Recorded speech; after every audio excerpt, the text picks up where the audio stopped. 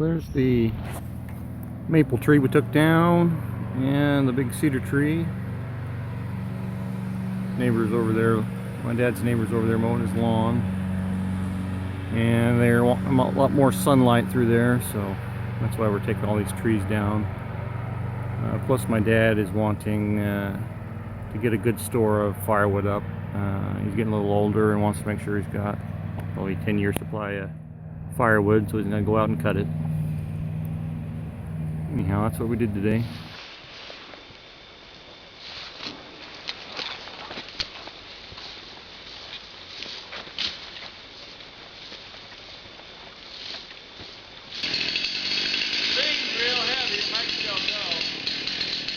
Probably wedge it. Yeah, it's gonna be safe.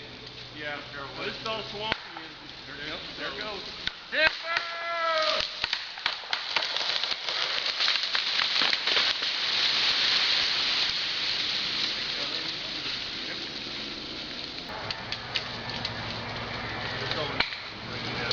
Timber! Timber!